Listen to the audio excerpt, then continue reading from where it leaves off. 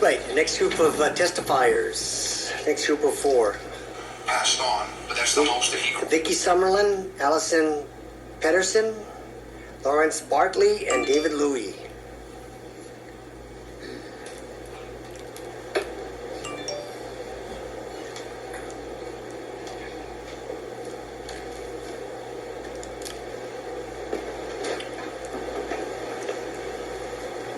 Okay, so we'll start with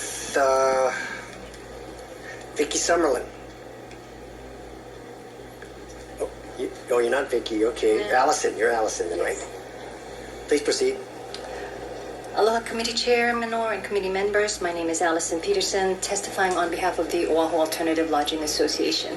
We represent owners, operators, and service providers of short-term rentals on the island, and we support the responsible advancement of the short-term rental industry. We strongly oppose all versions of Bill 85 and propose CD2 to Bill 89 as submitted by Council members Menor and Manahan. These bills in their current form contain provisions that would have a catastrophic effect on Oahu's tourism economy, hurting thousands of people across the island in industries supported by this activity. According to recent analysis of the state's monthly visitor statistics from the Department of Business, Economic Development, and Tourism, under these versions of the bill, Oahu stands to lose between 50 to 80,000 visitors per month. This will result in a loss of over $1 billion in economic activity and over 7,000 jobs. As many studies have shown, this travel trend shows that these visitors consciously choose to not stay at traditional accommodations like hotels and prefer to have a more local experience. So if short-term rentals were not available, this significant market will likely choose to go elsewhere, to the neighbor islands where it's allowed, or not at all to Hawaii, some other tropical destination. There have been recent reports in the media that there are signs of the economy softening here in Hawaii, as well as nationally. And to take such a drastic measure at this juncture could likely exacerbate this trend or even speed up the demise of our economy with no other recourse in sight. As others have said, this is our main economic engine. And let me be clear, while the demand for alternative accommodations and economic benefits are clear, we also recognize the concerns about the impact of short-term rentals on Oahu's housing supply and the character of our neighborhoods. So we say again, as we have said and many times in the past, we agree that there needs to be reasonable regulations and limitations to help mitigate these impacts. And we strongly believe that a meaningful compromise can be reached that will include regulations that resolves issues associated with short-term rentals while avoiding drastic economic harm, and instead provides Oahu residents an opportunity for economic diversity in harmony with our culture and our communities. This was the intent of the original bill, and it states so in the findings and purpose. They wanted to find a balance. This version of Bill 89 goes too far and does not accomplish that objective. We would be happy to continue conversations and discussions to get a bill that would resolve the issues. I don't think that everyone will be happy, but please hear that we are open to regulations and limitations, and there have been some good suggestions like the home exemptions. There was discussion about the 1 every 30-day rule. So those are things that we would like to see put back on the table. But again, Bill 89 and Bill 85 will cause too much economic harm. Thank you. Okay, any questions? Okay, to be none, thank you. Okay, Lawrence Bartley. I believe he was here. Yeah, Lawrence Bartley. He stepped outside. Okay, well, we'll just circle his name. He can come back later on. He can take his testimony when he comes back. Okay, David Louie. Thank you, Chair. Thank you for the opportunity to testify, council members. I'm here to not talk about policy or statistics or anything. I have submitted a letter of testimony, and I also copied all of the council members, DPP, Kathy Sokogawa, and most importantly, the Corp Council. So my testimony is very simple. The city has the power to regulate in this area, and obviously you're going to, and you should. A lot of people are concerned about this issue. But if you're going to regulate, you've got to respect the United States Constitution, the Hawaii State Constitution, and federal laws.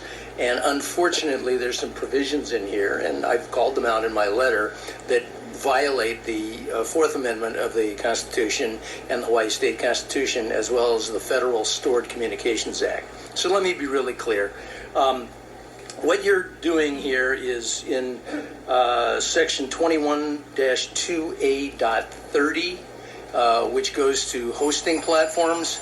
You're asking, or you're demanding that certain data, private confidential data, be turned over as a matter of course every month, without a court order, without a court warrant, without a subpoena. That's illegal. It violates the Fourth Amendment. There's a whole host of cases on that I've cited in my letter. And it violates the Hawaii State Constitution, which has even stronger privacy provisions than the federal Constitution. And it violates the Stored Communications Act, which is a federal law, which does sort of the same thing, but applies to electronic communications and says you can't force the turnover of private confidential data without some kind of court process. So that's going to be problematic. It's going to result in this bill being unenforceable and invalid as to hosting platforms, and you've got penalties associated with that. So I would urge you to hold the bill or go back, talk to your Corp Council, remove these provisions, because these provisions are problematic. So thank you very much for the opportunity to testify. Okay, so I'm just going to ask you to respond to the Ninth Circuit Court opinion. Which one? The Ninth Circuit Court decision in HomeAway.com Incorporated versus the City of Santa Monica. The Ninth Circuit Court decision dated March 13, 2019. So that's the decision that, in putting together our hosting platform provision, we rely upon. And we think that the Ninth Circuit Court decision, of course, is significant because of the fact that, of course, the Court of Appeals decisions carry more weight than U.S. District Court decisions, and the Ninth Circuit Court of Appeals also has jurisdiction over U.S. courts in Hawaii. And so in that case, the court specifically acknowledged the fact that, and the court, by the way, upheld the Santa Monica Ordinance. And in that case, the court cited and acknowledged that a critical component of the Santa Monica Ordinance that it upheld is the disclosure of reporting information provision that is substantially similar to the, in wording, to the hosting platform provisions that you object to and that we are included in my proposed CD2. So the court reviewed that provision, and ultimately the end result of their decision was that provision was upheld. It wasn't struck down. So why would this Ninth Circuit Court opinion not provide us with a legal basis for our provisions? Thank you, Chair, and I know you're a lawyer, so that you've read these. I have read that Ninth Circuit decision. That Ninth Circuit decision concentrated on the Communications Decency Act and the booking service provision. That was the basis of the challenge in the Ninth Circuit decision in Santa Monica. I do not believe that there was a challenge on these grounds, the Fourth Amendment grounds, or the Stored Communications Act. As I recall the decision, I don't have it in front of me, but that, as you'll notice, and I have previously given testimony to you folks about the Communications Decency Act, which is the federal act that says you can't hold hosting platforms liable for advertising and for the content of postings and things like that. I'm not testifying as to that. I have not submitted testimony. You have taken out those provisions, and that Ninth Circuit decision, which is binding law here in Hawaii, deals with that. But the United States Supreme Court in the Patel case, which I've cited in my letter, deals specifically with the Fourth Amendment issue, which is the turning over of confidential private information, which in this case, if you'll look at the provisions, is the names, the address, the length of stay, and the amount paid. This is confidential information that you are requiring, or the bill is requiring, to be turned over on a monthly basis without a court order, without a warrant, without any kind of what is known as due process in our courts of law. And that simply violates the Fourth Amendment as held by the United States Supreme Court, which, last time I checked, does trump the Ninth Circuit. And the United States Supreme Court decision in the Patel case, which I did cite, has also been upheld and been made, because the Patel case dealt with turning over hotel records, the exact type of information. In that case, the police department said, hey, every month you gotta give us all these records of who stays in your hotel, how long they stay, how much they pay, things like that. And the United States Supreme Court said, no, not so fast. You can't do that. And that case has been made, that case has been made by other circuit courts, which are on the same level as the Ninth Circuit, applicable to civil types of situations, which is what this is. So what I'm saying is with all due respect to the Ninth Circuit, and I am not here to challenge that HomeAway decision with respect to what it ruled upon, which is the Communications Decency Act and booking service provisions. But these provisions are still subject to challenge. Okay, so looking at the Patel case, might that case not be distinguishable from the sort of disclosure provision that we're talking about with respect to the hosting platform provisions in our proposed draft?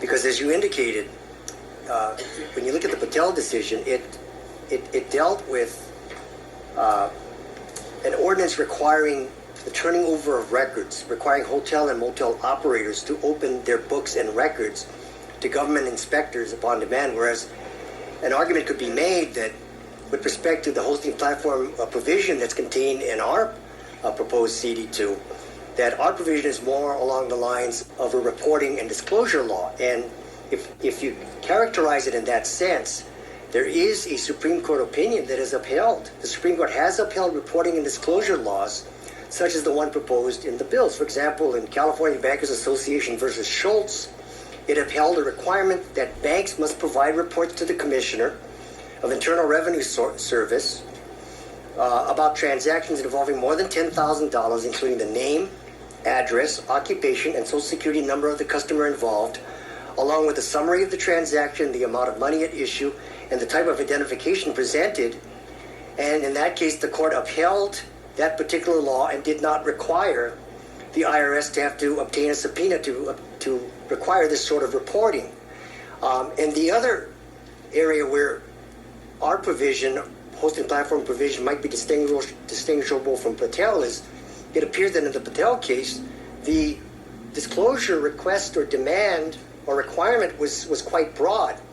Whereas in our case, all we're talking about asking for the hosting platform to just divulge the name of the person responsible for the listing, the address of the listing, how long did a particular guest stay in, and what was the price paid, which doesn't appear to be as intrusive or extensive or broad as the request or requirements that were contained in the Patel decision. So wouldn't the Patel decision be distinguishable from this case, from our law? Chair, I appreciate the points that you've made.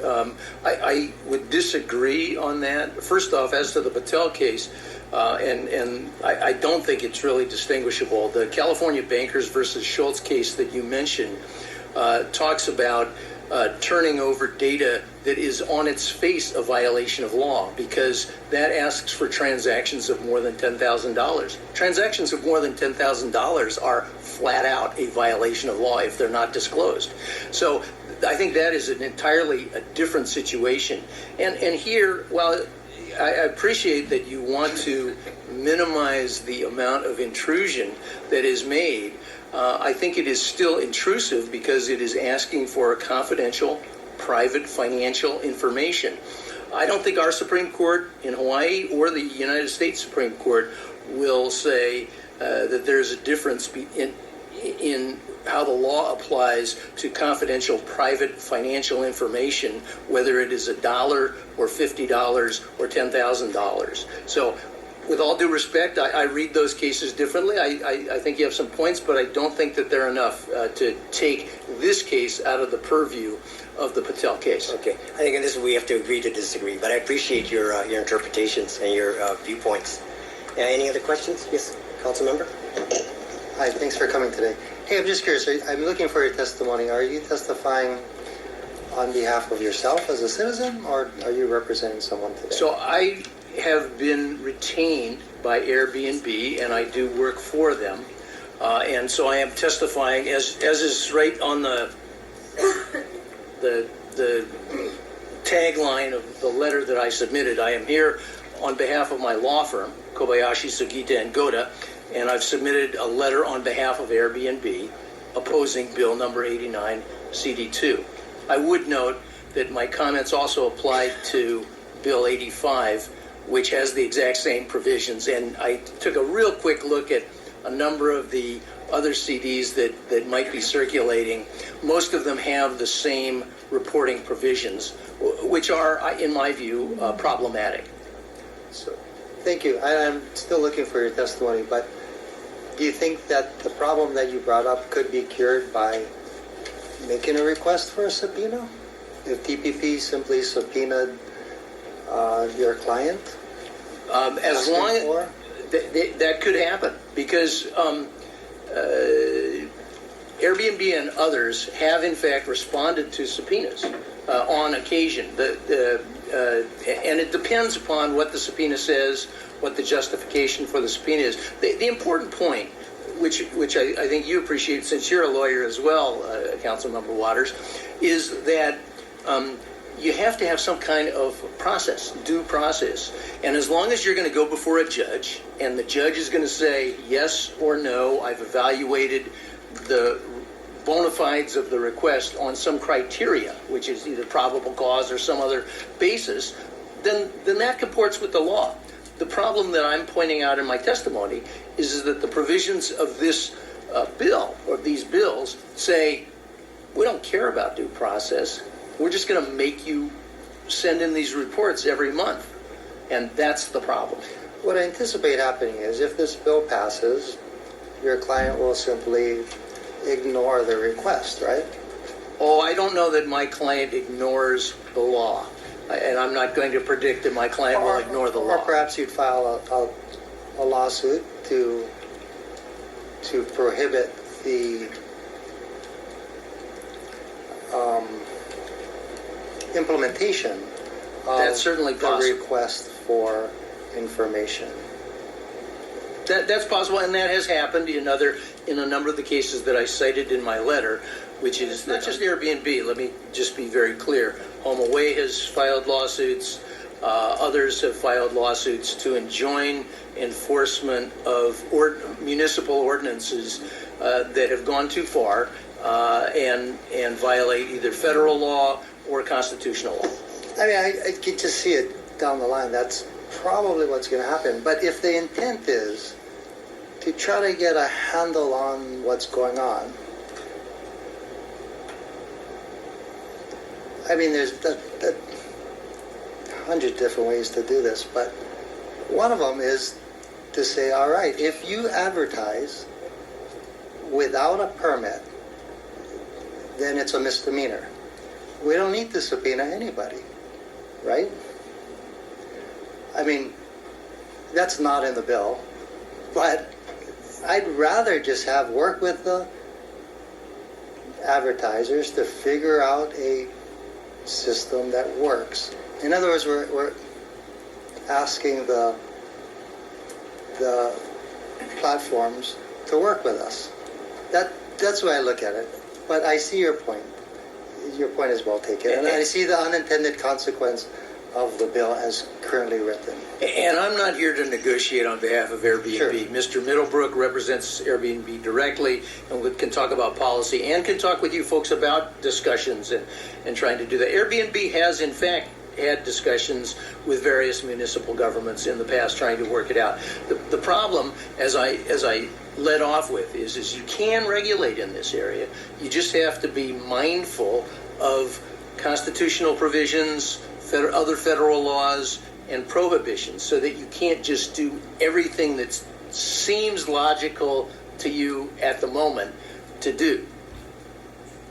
Thank you. Councilor Elefante. Thank you, Chair. Mr. Louie, thank you for being with us this afternoon. Question I have is along the lines of questioning from Chair Menor with respect to terms of service for Airbnb. And so if, say for instance, one person wants to use Airbnb's hosting platform and then agrees to those terms of service, yet some of these proposals that are before this committee here today requires those reporting requirements, wouldn't that be an agreement that that user is already agreeing to use on your platform based on your terms of service, subject to local applicable laws? So thank you, Councilman Elefante. Some courts have in fact dealt with that, and so the real problem there is twofold. First, your bill requires that a hosting platform go out and get consent. It doesn't say you could get consent or you may get consent. It says, no, I'm going to direct you in order to comply with the law. You have to go get consent. There's a doctrine in the law that says you cannot coerce consent. Okay, consent is a consensual matter. It's I offer, you agree, as opposed to if I tell you you have to do this, that's not consent. Okay, so that's a problem with the bill. The second point I wanted to make is that there have been a number of courts, and I've seen the cases, I could probably provide them to you, that have looked at that consent issue and have looked at either the terms of service of Airbnb or HomeAway or Expedia or somebody else, and they have held that those terms of service are not sufficient. While they may deal with the relationship between the hosting platform and the user, they don't carry over and get to be used by a city government and say, aha, you consented to them, so I get to use your consent.